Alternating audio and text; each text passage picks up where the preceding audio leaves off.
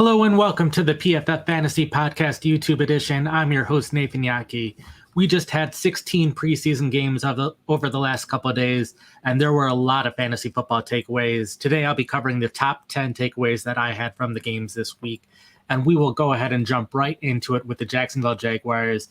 We saw their new wide receivers, Brian Thomas Jr. and Gabe Davis, start the game for Jacksonville, and they started in a two wide receiver set where they were the only two on the field, which meant Christian Kirk only played in 11 personnel with the starters.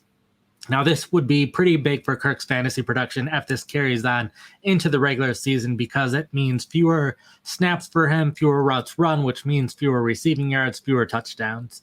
We saw the same thing play out in the preseason last year, whereas Calvin Ridley and Zay Jones in the first preseason game, taking all of the snaps in 12 personnel. That time it was just 3 snaps. In this game, it was just 2 snaps. But we did see this play out at the start of the regular season, where Kirk played in 5 of 20 snaps in 12 personnel in the first game, and that led him to only play 60% of snaps in the game. The only difference is last year Jones got hurt in the second game of the season, which meant Christian Kirk went back to playing in 12 personnel, went back to playing in 75 to 85% of snaps for the rest of the season. So if we do see this play out, I don't think he'll play 0 snaps in 12 personnel throughout the year, but if he's in the minority of playing snaps there, that could be pretty detrimental to his fantasy production and probably pushes him out of being a fantasy starter. Next, we will move on to the next team, the Kansas City Chiefs, where we saw rookie Xavier Worthy start the game for Kansas City. He started with Rashee Rice and Hollywood Brown, which is pretty huge considering what the Chiefs did with their rookie wide receivers the last 2 years. We saw Rashee Rice get mixed in a little bit with the starters, but continue playing later into the game. The year before, we saw the same thing with Sky Moore, play not quite with the initial snaps, but more with the backups in those games. So the fact that Worthy was in at the very first snap was pretty big for Kansas City. The other piece of big news there is Hollywood Brown got injured on that first play, expected to miss some time, could very well miss the start of the season. This means that Worthy should get more reps with Kansas City's first-team offense going forward, considering both Worthy and Brown were considered the deep threats for the team, so Worthy should be able to see even more playing time. It was also noteworthy that once Kansas City started putting their backups in, Worthy took 1 snap with the backups, but then he was off the field with the rest of the starters. So the fact that Kansas City already views him as one of the starters and not one of the backups or one of the players to rotate in throughout the preseason, and that he didn't need more reps. Like often we see plenty of rookie wide receivers play significant time with backups even into the second half of games over this past weekend. So this is pretty good news for Worthy. Worthy was someone that I bumped up my fantasy rankings after this game. Next, continuing on with wide receivers, we will go to the Buffalo Bills, where we saw it be a bit more of a mess than we expected. We expect Khalil Shakir and Curtis Samuel to both be on the field for Buffalo whenever they were in 11 personnel, or at least both of them see a high majority of snaps. But in this preseason game, it was often the two of them competing for snaps in 11 and 12 personnel. So there was only one play where we saw both of them on the field at the same time. We saw Keon Coleman take all of the snaps with the starters and Marquez Valdes-Scantling come in whenever it was 11 personnel. The table that you see on the screen right now, Buffalo kind of continued playing some of their starters further on into the game. And at that point, we saw Shakir stop playing, but Coleman, Valdes-Scantling, and Samuel kept playing a little bit longer with at least the first team offensive line, some other first team players. So that's probably not great news for Shakir and Samuel because they probably won't see as much playing time as we wanted. Both of them I'd expect to have plenty of big games throughout the season. It just might be harder to know when they're coming after not seeing as much playing time. And while it was good to see Keon Coleman play all of the snaps with the starters, it's worth noting his biggest competition, Mac Hollins, was not playing in this game. So I think it's a little early to start getting excited about Coleman for his playing time in this game. The last wide receiver that I want to cover today is with Washington, and it's Jahan Dotson. Dotson, it was no surprise that he was playing nearly every snap with the starters, which is exactly what we would expect. The big change for him is a lot of his snaps came from the slot. He would still play on the outside in 2 wide receiver sets, but whenever it came to 3 wide receiver sets, he was playing in the slot, the place that Curtis Samuel was playing last year before he moved to Buffalo. And then it was either Diami Brown or Zacchaeus playing on the outside, which was particularly noteworthy because Zacchaeus, the past couple of years with the teams that he's played for, Philadelphia, Atlanta, he's been primarily a slot receiver for those teams. So this makes it pretty clear to me that Dotson is going to be Washington's primary slot receiver this season. I did a study on utilization at the beginning of the year, and typically wide receivers who play on the outside in 2 wide receiver sets and move to the slot in 3 wide receiver sets do better than those who just stay on the outside. So that's good news for Dotson, as well as his offensive coordinator, Cliff Kingsbury. When he was with the Arizona Cardinals over those 4 years, his slot receivers had the second most targets out of all the slot wide receivers in the league. And a lot of those teams that had really good slot wide receivers, thinking the Los Angeles Rams with Cooper Kupp, a lot of them had 1 slot receiver over that time, where Arizona had multiple slot receivers. It was Larry Fitzgerald, it was Christian Kirk, it was Rondale Moore. So whoever was in the slot, they were seeing a lot of targets. So I'd expect this to at least be an increase for targets for Dotson this year. Hopefully that comes with increased production as well, but I'm a little bit more excited for him as a sleeper wide receiver this year. Now that we've covered the wide receivers, going to jump to tight ends. The first tight end I want to cover is Brock Bowers with the Los Angeles Raiders. We saw the Raiders stay predominantly in 2 tight end sets throughout their time with the starters, which was great to see.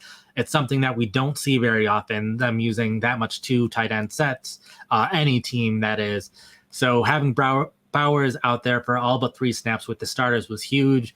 It was also good to see him move around a lot. Typically, you don't see teams move their players around a lot in the preseason because they don't want to show off too much, but they were perfectly fine showing other teams that Bowers is going to line up as an outside wide receiver in the slot, as a normal tight end, or in the backfield. He lined up in all of those positions over his 11 offensive snaps. So this was generally a positive note for Bowers because there was some concern that Michael Mayer would take some snaps away from Bowers, which he did in this game, but it wasn't too significant. So that's good news for Bowers. We can probably still draft Bowers as a fantasy starting tight end this year.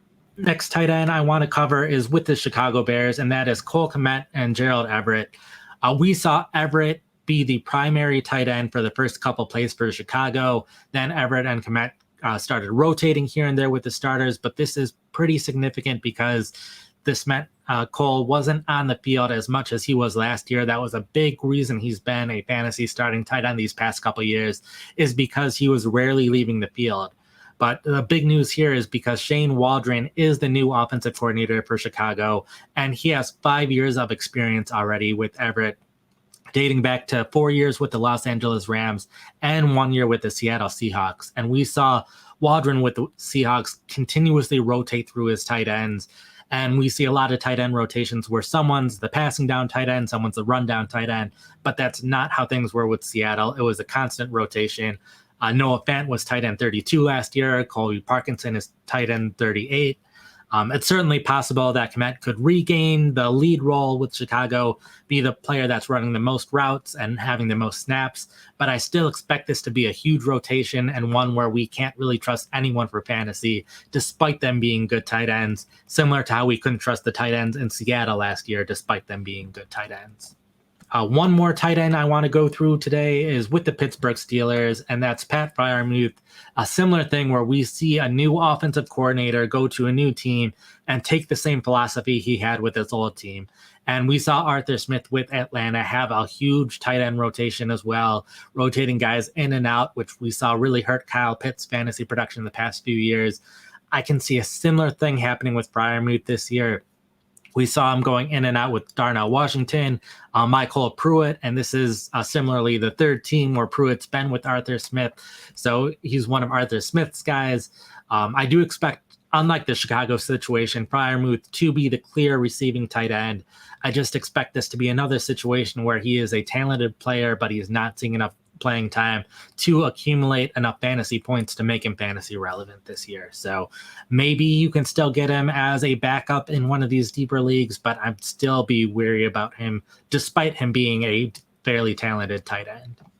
We will close today with a couple running back situations. The first one I want to look at is Washington, basically saying things went about how we expected them to go. Brian Robinson, Austin Eckler, rotating a lot. We saw general tendency of Robinson being there for running situations, Eckler being there for passing situations. We saw both of them play near the goal line. We saw them kind of go in and out a lot. I'm not sure we'll see that exact kind of rotation, but I expect this similar playing time split, which will lead to Robinson probably being a borderline fantasy starter at best, probably depending on the matchup. He should be getting most of the carries, where Eckler should be getting most of the receiving work, and we'll probably see the touchdown split between the two, considering both have had decent success running at the goal line over their careers. And in this game, we saw Jaden Daniels take the final goal line carry, leading to a touchdown. So we could also see Daniels cutting into that touchdown production for both players. So probably Eckler is only a handcuff at this point. Only if Robinson gets hurt, he'll put up some production if you're in a deeper league, but I wouldn't see him being a regular fantasy starter this season. Next one is the Chicago Bears, where we saw things a little bit bizarre what they did at running back. DeAndre Swift started the game. Then we saw Herbert go in for a couple plays. Then Swift had a 42-yard catch, and they were fine calling it a day for Swift. So you can see the 2 snaps for Swift there. I'm not overly concerned about that part of things. I expect him to be the lead rushing running back for Chicago over Herbert. I think it was just no Swift's the starter. He had the one good play. That's all they needed to see. The one thing that I was concerned about with the running backs for Chicago is similar to the tight end thing. We saw Shane Waldron have a very specific kind of rotation in Seattle, where it was a clear first and second down back and a clear third down back. And we saw this again in the preseason game with Travis Homer taking all of the third down and clear passing situations. Homer, another player that Shane Waldron had back in Seattle, would expect this to be more so Roschon Johnson. Johnson missed this game, minor injury that we're not expecting to be too serious. But I would expect it to be Swift or Herbert taking all of the first and second down snaps, Johnson and Homer taking all of the third down snaps, which does mean despite Swift being a pretty talented receiving back, there's at least a chance that we won't see him on third downs. This also could not be the case. It could just be they didn't want Herbert in on passing downs, but there was at least one third down where Swift was still playing in the game that he could have been in for that he wasn't. Small sample size here, something to keep an eye on, but at least a little bit concerning that Swift might not see that much work on third downs this year. And then the final situation I want to go through is the Tennessee Titans. We saw basically what we expected out of the running backs again, Tony Pollard, Tyjae Spears, rotating in and out. Basically every 1 or 2 plays, it was someone else going in, someone going out. Don't expect the rotation to be quite that frequent in the regular season, but it was a similar thing. We saw Pollard see more of the rushing work. We saw Spears see more of the receiving work, more or less what we expect to see in the season. But again, they both played in any kind of situation. Both players we know are capable of playing in every kind of situation. So I think this will remain fluid. And if one player starts playing a lot better than the other, then that player does have a chance to be a pretty regular fantasy starter. But based on the talent of both of the players, I'm comfortable drafting both of them. So that'll cover it for the top 10 recap. If you like this kind of analysis going into player utilization for all the players, I did a recap for all 16 games. You can find them at pff.com right now.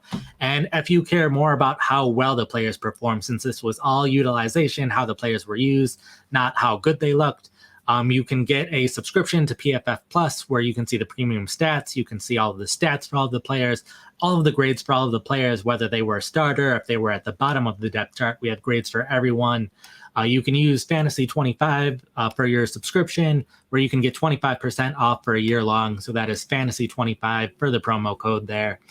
And John and I will be back on Wednesday to cover running back handcuffs. I'll have a running back handcuffs article going out at the same time. So if you're interested in running back handcuffs, check us out on Wednesday. And until then, peace out.